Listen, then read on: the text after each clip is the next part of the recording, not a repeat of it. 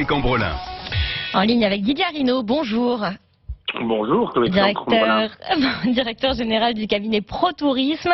Nous sommes au cœur du week-end du 15 août. Merci d'être avec nous. C'est orange sur les routes dans le sens des retours aujourd'hui, rouge dans le sud-est et demain c'est rouge partout.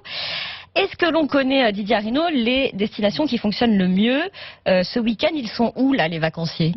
Alors, ce que l'on peut dire pour cette saison touristique, c'est que véritablement, il y aura une période pour quasiment chaque destination.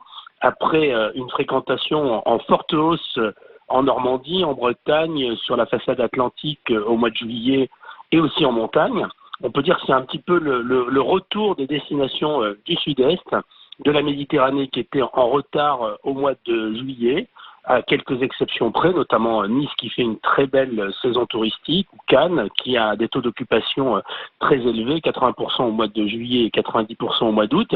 Mais c'est quand même le retour de la Méditerranée après un mois de juillet qui avait été relativement terne pour bon nombre de stations touristiques. On voit que les Français sont météo-sensibles, sont météo-réactifs. Et même si la plupart avaient déjà réservé, on voit bien que ce sont ces réservations de dernière minute qui souvent font la différence et qui permettent aux opérateurs touristiques de dépasser les 90% de taux d'occupation. Oui, c'est ce que j'allais vous dire, parce que là, effectivement, la météo n'a rien à voir avec celle du mois de juillet. Mais donc, ça veut dire qu'il y a encore quand même beaucoup de gens qui partent au dernier moment, enfin, qui décident de leur destination assez tardivement, si ça suffit à changer une tendance. Ah oui, il y a encore plus d'1 million de Français qui n'ont toujours pas choisi leur destination alors qu'ils partiront pour les 15 derniers jours du mois d'août. Donc on voit bien des réservations d'hyper dernière minute. Alors bien évidemment, il y a des opérateurs qui ont largement rempli leurs hébergements en amont et ceux-là n'en ont pas vraiment besoin. C'est le cas notamment des campings les plus haut de gamme, de type Sunelia ou Flower Camping. C'est aussi le cas du Club Med qui a d'excellentes réservations cette année, mais aussi tous les indépendants, tous les opérateurs, tous les hôteliers qui eux dépendent véritablement de la dernière minute. Et pour cela, c'est ce qui fait quand même la différence entre une bonne, une moyenne ou une très bonne saison touristique. Et pour ce week-end, alors là, le week-end du 15 août, est-ce que ça reste vraiment un temps fort de l'été? Alors l'an passé, ça avait été un week-end absolument incroyable puisqu'on avait eu un pic de la saison touristique aux alentours du 16 août, alors que il y a 15 ans, à partir du 15 août, on était plutôt dans une décroissance de l'activité touristique. Donc on a eu une concentration ces dernières années sur le mois d'août avec un mois de juillet qui était de plus en plus faible. Cette année, il est un peu meilleur que l'an passé, mais enfin, il n'a pas été non plus exceptionnel. Cette année, ce qui est intéressant, c'est qu'on a véritablement un étalement des séjours touristiques en ce mois d'août. D'abord parce que les Français ont réservé plus fortement en début du mois d'août. Donc, on n'a pas ce pic immense de fréquentation. Et avec une belle répartition suivant les espaces, ça fonctionne aussi relativement bien à la montagne, notamment dans les Pyrénées.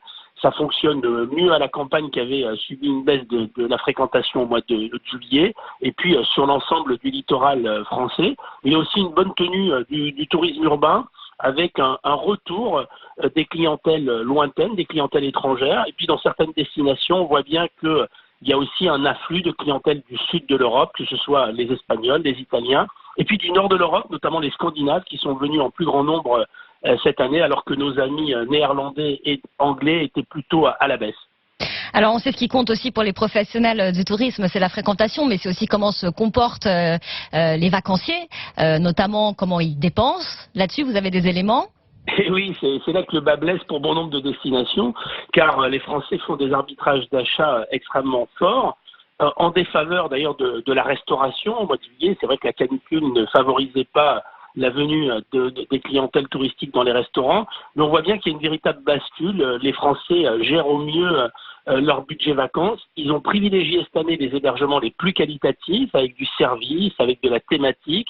Ils veulent vivre des expériences fortes. En revanche, tout ce qui leur paraît superflu, notamment les achats dans les commerces, la restauration, ils font de véritables économies sur ces postes, au détriment d'ailleurs des destinations souvent emblématiques du tourisme français, alors que lorsque ils estiment que les prix sont plus attractifs ou l'expérience plus intéressante, ben, dans ces cas-là, ils n'hésitent pas à dépenser. Donc on voit bien que on ne peut plus compter uniquement sur le volume de clientèle. Il y a des choix qui sont des choix drastiques. de la part des consommateurs, des clients. Il faut dire qu'ils n'ont pas non plus un pouvoir d'achat en très forte hausse. C'est important pour eux les vacances. Mais on voit bien que dans ces cas-là, ils s'orientent plutôt vers des hébergements de grande qualité, avec du service, avec de l'animation, avec des activités.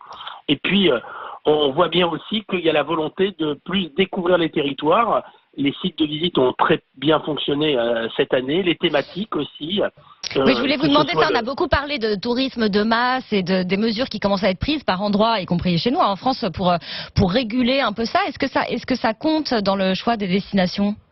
Alors, vous savez, on parle beaucoup de surtourisme ou de tourisme de masse. Véritablement, d'abord, les Français, effectivement, veulent plus aller dans des endroits surfréquentés. Mais vous savez, ce dont on souffre en France, c'est plutôt d'un sous-tourisme qu'un autre tourisme de masse. Il y a bon nombre de destinations qui aimeraient avoir beaucoup plus de touristes que ce qu'ils en ont eu au mois de juillet. Il est plutôt là le problème. Quant aux quelques sites de visite surfréquentés 15 jours dans l'année, je ne pense pas que ce soit véritablement l'enjeu pour nos territoires. L'enjeu pour nos territoires, c'est avoir un développement touristique harmonieux, avoir plus de clientèle, plus de consommation, parce que le but du tourisme, c'est quand même que les gens puissent vivre au pays, que ça puisse créer de l'emploi et de la richesse pour les territoires. Merci beaucoup. Merci Didier Arinaud, directeur général du cabinet ProTourisme, pour donc les premiers enseignements de cet été 2019. Vous le savez, ce matin sur